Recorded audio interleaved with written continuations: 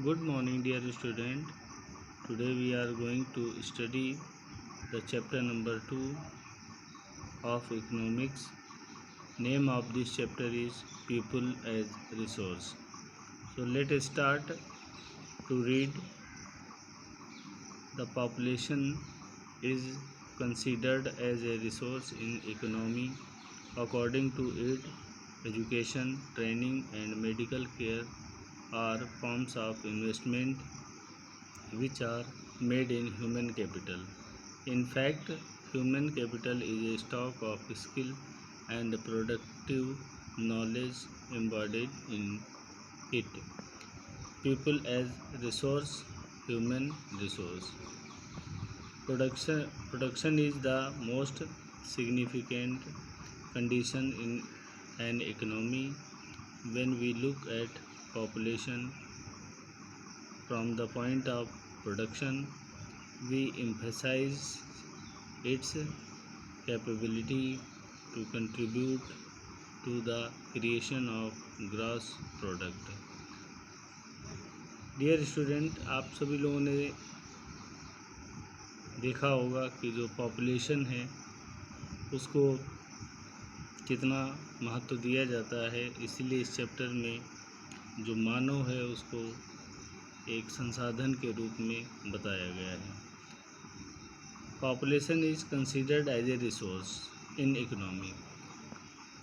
आर्थिक जगत में पॉपुलेशन को एक संसाधन के रूप में कंसीडर किया जाता है।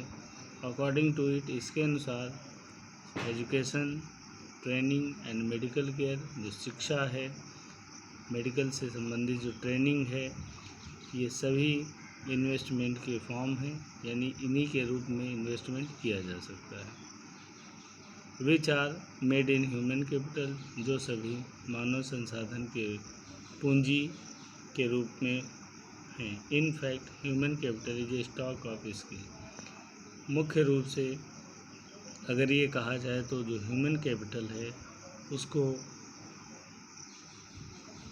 कुशलता का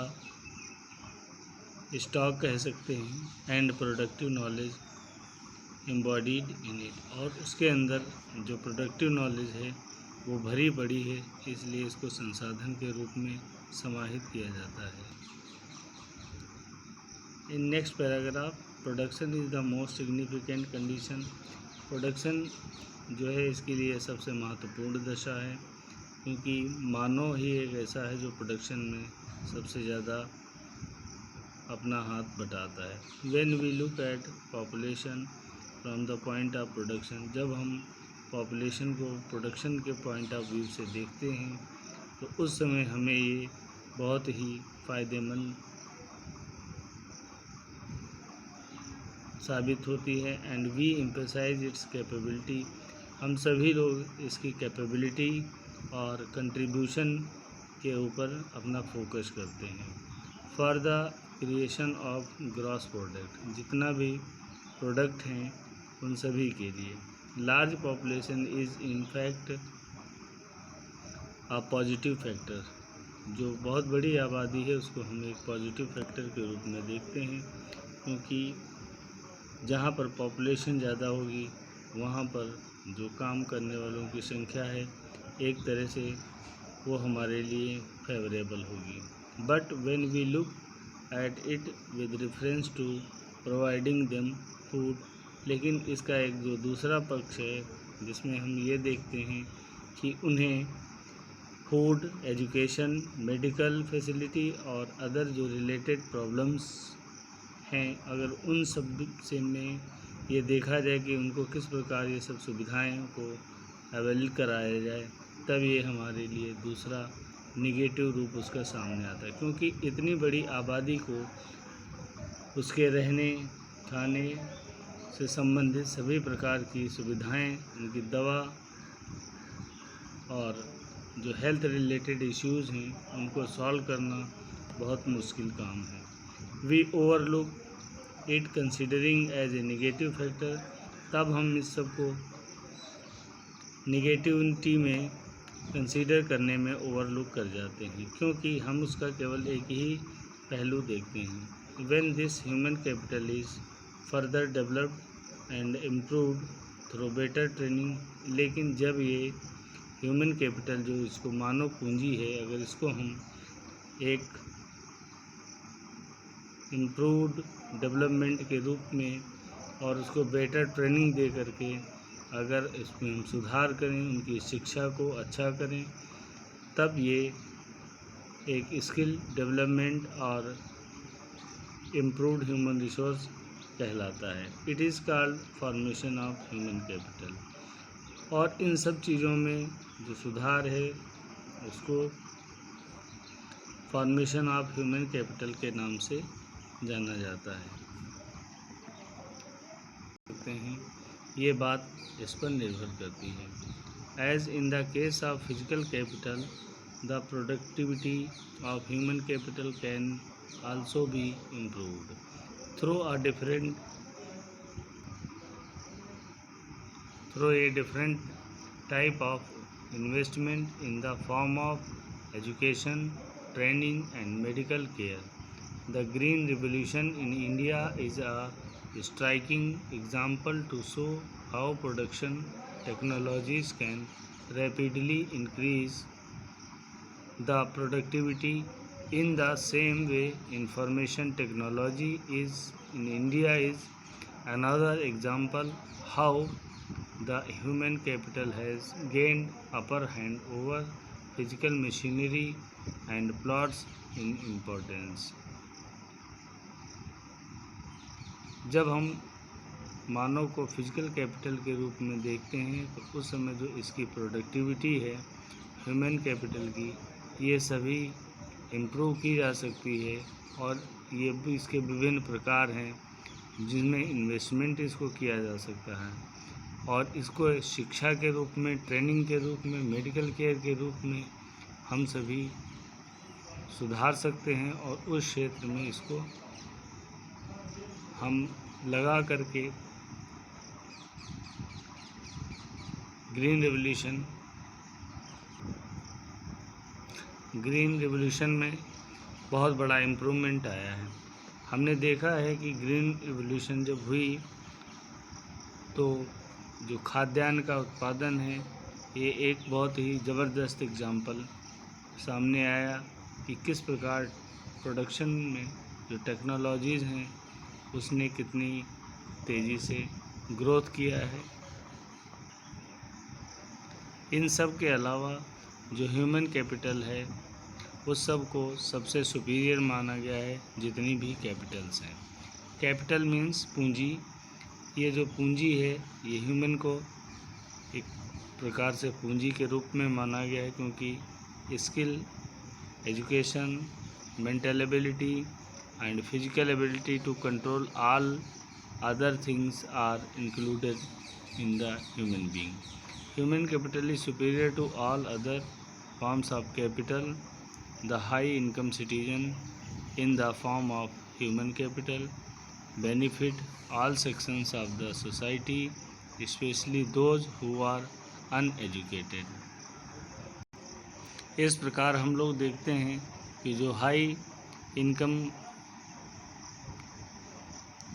करने वाले जो सिटीजन्स हैं वे सभी ह्यूमन कैपिटल के रूप में पूरे सेक्शन, जो समाज का सभी सेक्शन को फ़ायदा पहुंचाते हैं और स्पेशली उन लोगों को जो अनएजुकेटेड हैं क्योंकि उनको शिक्षित करने का भी काम यही टेक्निकल पर्सन्स करते हैं। In this way human capital is more important than other physical Capitals like land and water resources. इस तरह ह्यूमन कैपिटल जो है ये बहुत महत्वपूर्ण हो जाती है जब हम फिजिकल कैपिटल और लैंड तथा वाटर रिसोर्सेज की बात करते हैं। Unlike land and water etcetera, human capital is useful in itself. Water और लैंड जो रिसोर्सेज हैं इनको छोड़ करके ह्यूमन जो कैपिटल है ये सभी प्रकार से यूजफुल है। For decades the large population has been considered a liability.